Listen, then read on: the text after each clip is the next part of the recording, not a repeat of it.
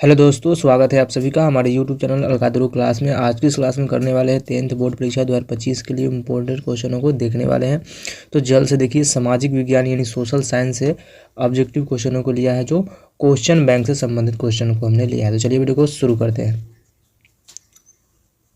Question number first number से करने वाले, यहाँ पे देख सकते हो क्वेश्चन फर्स्ट दिया गया है, अमृत बाजार पत्रिका के संपादक कौन है। अमृत बाजार पत्रिका के संपादक जो है वो कौन है, तो याद रखना है ऑप्शन ए हो जाएगा मोतीलाल घोष। कौन है? मोतीलाल घोष ने अमृत बाजार पत्रिका का संपादन किया था।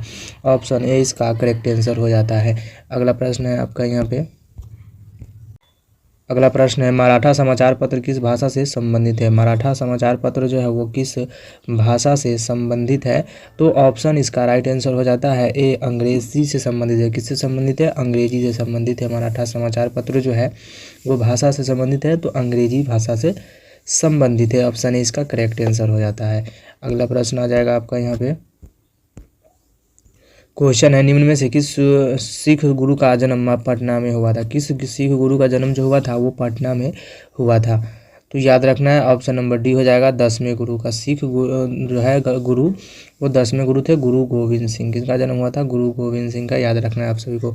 ऑप्शन डी इसका करेक्ट आंसर हो जाएगा। नेक्स्ट क्वेश्चन आ जाएगा यहाँ पे, क्वेश्चन दिया गया है, बिहार बंगाल से कब अलग हुआ था, यानी पृथक हुआ था।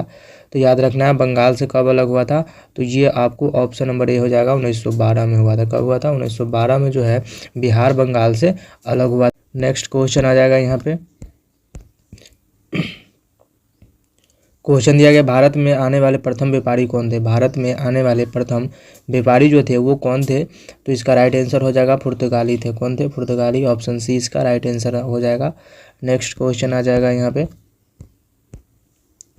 क्वेश्चन दिया गया है, उत्तरी एवं दक्षिणी वियतनाम का एकीकरण कब हुआ था। उत्तरी और दक्षिणी वियतनाम का एकीकरण जो हुआ था वो किस वर्ष किया गया था, तो इसका राइट आंसर हो जाएगा आपका 1975 में किया गया था। कब किया गया था? 1975। ऑप्शन डी इसका करेक्ट आंसर हो जाएगा। और 10th बोर्ड के लिए इंपॉर्टेंट क्वेश्चन है ये, क्वेश्चन बैंक से संबंधित क्वेश्चनों को हमने रखा है। नेक्स्ट क्वेश्चन आ जाएगा आपका यहाँ पे, क्वेश्चन दिया गया है, दिसंबर 1929 में किस नदी के तट पर नेहरू जी के द्वारा तिरंगा फहराया गया था। 1929 में, तो याद रखना है किस नदी के तट पर, तो ये रावी नदी के तट पर। ऑप्शन सी इसका करेक्ट आंसर हो जाएगा। रावी नदी के तट पर जो है नेहरू जी ने तिरंगा को फहराया था। नेक्स्ट क्वेश्चन आपका आ जाएगा यहाँ पे, क्वेश्चन दिया है, क्रांतिकारी नेता सूर्य सेन का उपनाम क्या था। क्रांतिकारी नेता सूर्य सेन का जो था उपनाम क्या था, तो ये हो जाएंगे आपको मास्टर दा था। क्या नाम था? मास्टर दा। ऑप्शन बी इसका करेक्ट आंसर हो जाएगा। नेक्स्ट क्वेश्चन आपका यहाँ पे आ जाएगा, क्वेश्चन दिया गया है, राष्ट्रीय जल मार्ग 1 जो है वो कौन सी है, तो याद रखना है आप सभी को ऑप्शन नंबर बी हो जाएगा, इलाहाबाद के हल्दिया तक है। कहाँ तक है? राष्ट्रीय जल मार्ग जो है एक, वो जो है इलाहाबाद के हल्दिया तक किया गया, तो ऑप्शन बी इसका करेक्ट आंसर हो जाएगा।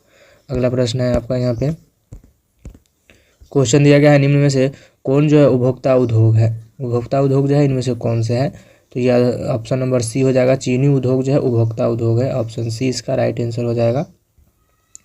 नेक्स्ट क्वेश्चन आपका यहाँ पे आ जाएगा, क्वेश्चन है, गिर राष्ट्रीय उद्यान कहाँ पर अवस्थित है। गिर राष्ट्रीय उद्यान जो है वो कहाँ है, तो ये हो जाएंगे ऑप्शन नंबर डी इसका राइट आंसर, गुजरात में है। कहाँ पे है? गुजरात में। याद रखना आप सबको, राष्ट्रीय उद्यान कहाँ पे है? गिर राष्ट्रीय उद्यान, तो ये गुजरात में अवस्थित है।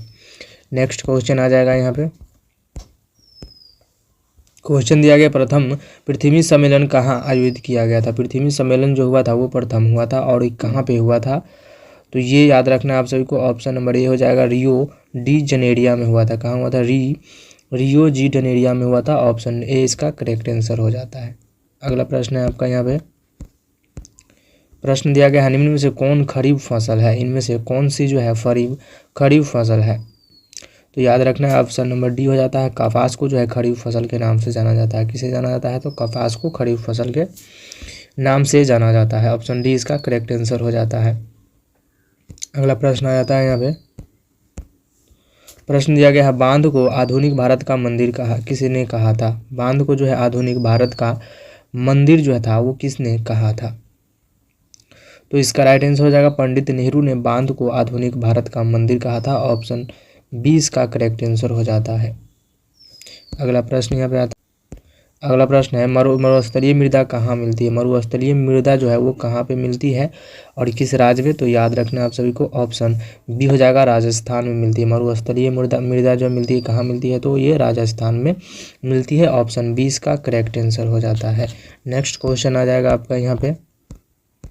क्वेश्चन है भारत का सबसे छोटा रेलवे क्षेत्र जो है वो कौन सा है। भारत का सबसे छोटा रेलवे क्षेत्र है और वो कौन सी है, तो याद रखना है आप सभी को, ऑप्शन डी हो जाएगा, उत्तरी पूर्वी रेलवे जो है ये भारत का सबसे छोटा रेलवे, उत्तरी पूर्वी रेल जो है सबसे छोटा रेल है, जो ऑप्शन डी इसका करेक्ट आंसर हो जाता है।